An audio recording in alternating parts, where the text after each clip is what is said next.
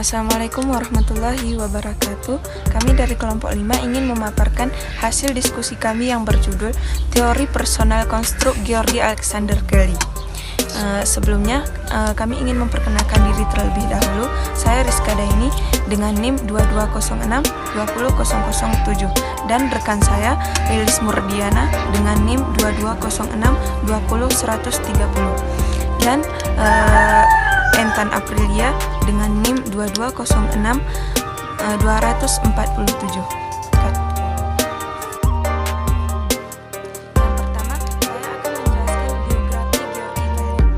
Georgi Alexander Kelly dilahirkan pada 28 April di sebuah pertanian dekat Kansas, suatu kota yang tidak diketahui orang. Georgi adalah salah satu anak dari Elpida, seorang mantan guru, dan Theodore yang sebelumnya adalah pendeta Presbyterian. Pada saat Kelly dilahirkan, ayahnya berhenti menjadi pendeta untuk menjadi seorang petani. Kelly merupakan seorang yang memiliki banyak minat yang berbeda-beda. Minat tersebut mengantarnya ke University of Kansas dan menerima gelar master untuk jurusan sosiologi pendidikan dengan minor di hubungan kerja dan sosiologi. Selama tahun-tahun setelah perang, ia menjadi kekuatan yang menggerakkan psikologi klinis di Amerika Serikat. Kelly meninggal pada 6 Maret 1967.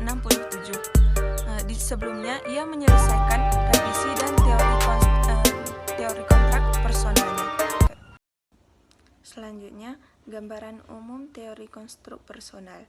Teori konstruk personal Georgi Kelly tidak sama dengan teori kepribadian. Sebelumnya, teori ini disebut sebagai teori kognitif, teori perilaku, dan teori fenomenologi. Akan tetapi, teori ini tidak seperti teori-teori yang disebutkan di atas. Mungkin yang lebih tepat untuk menyebut teori ini adalah istilah mata teori.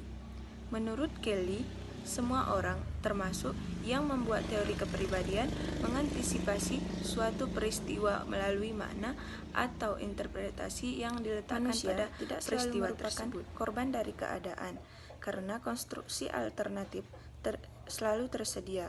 Kelly menyebut posisi filosofis ini sebagai alternativisme konstruktif. Dalam teori termasuk personal Kelly, asumsi dasarnya adalah bahwa manusia selalu aktif dan aktivitas mereka diarahkan oleh cara mereka mengantisipasi kejadian. Oke, baik. Selanjutnya ada asumsi dasar. Asumsi dasar menyatakan bahwa proses seseorang diarahkan melalui jalur-jalur psikologis oleh cara-cara ketika orang tersebut mengantisipasi peristiwa-peristiwa. Yang pertama, ada istilah proses dari seseorang merujuk pada manusia yang hidup berubah dan bergerak. Yang kedua, Kelly memilih istilah diarahkan melalui jalur-jalur untuk mengindikasikan bahwa manusia bergerak terarah melalui suatu jaringan dari jalan atau jalur. Yang ketiga, istilah kunci lainnya adalah cara-cara mengantisipasi peristiwa yang mengindikasikan bahwa manusia-manusia mengarahkan tindakan mereka sesuai prediksi mereka atas masa depan. Selanjutnya ada teori konstruk personal.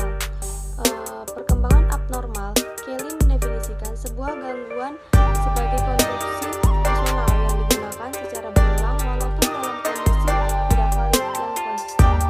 Ia mengidentifikasikan 4 elemen dalam kebanyakan gangguan manusia. Yang pertama, ada ancaman. Kelly mendefinisikan ancaman sebagai kesadaran atas perubahan komprehensif yang akan terjadi dalam struktur inti seseorang. Yang kedua, ada ketakutan. Berdasarkan definisi Kelly, ancaman meliputi suatu perubahan komprehensif dalam struktur inti seseorang. Pada sisi lain, ketakutan lebih spesifik dan bersifat sekunder. Kelly mengilustrasikan perbedaan antara ancaman dan ketakutan dengan contoh seseorang tidak dapat mengemudikan mobilnya dengan cara yang membahayakan sebagai akibat dari rasa marah atau rasa senang yang lebih. Yang ketiga ada kecemasan. Kelly mendefinisikan kecemasan sebagai kesadaran bahwa kejadian yang dihadapkan pada seseorang berada di luar jangkauan praktis dari sistem orang tersebut.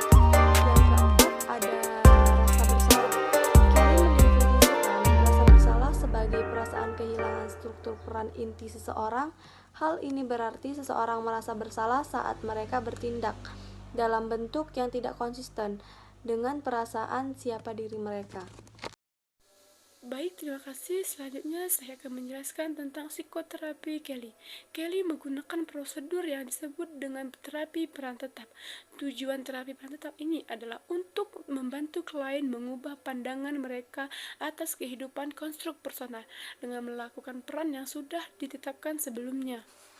Nah, di sini ada rap test. Rap test bertujuan untuk menemukan cara-cara di mana manusia dapat melihat orang-orang yang signifikan dalam hidup mereka. Dengan rap test, seseorang diberikan daftar nama peran yang diminta untuk memasukkan orang-orang yang sesuai dengan nama peran dengan menuliskan nama mereka dalam suatu kertas. Nah, di sini ada rap test. Rap test bertujuan untuk menemukan cara-cara di mana manusia dapat melihat orang-orang yang signifikan dalam hidup mereka. Dengan rap test, seseorang diberikan daftar nama peran yang diminta untuk memasukkan orang-orang yang sesuai dengan nama peran dengan menuliskan nama mereka dalam suatu kertas. Nah, selanjutnya masuk dengan penelitian terkait konstruk personal dan konsep. Walaupun banyak peneliti dalam bidang kognisi sosial menggunakan kuesioner dan konvensional, beberapa dari mereka telah mengikuti Kelly yang menggunakan pengukuran fenomenologis atau ideografis seperti red test atau versi modifikasinya. Sebagai contoh, aplikasi yang paling terbaru atas metodologi red test telah menganalisis sistem konstruk yang berbeda-beda dari individu yang mengalami kekerasan seksual dan yang tidak mengalaminya. Itu ada aplikasi teori konstruk personal, yang kedua itu merokok dan konsep, yang ketiga gender sebagai konstruk personal. Baik, sekian pemaparan materi dari kami. Kami akhiri. Assalamualaikum warahmatullahi wabarakatuh.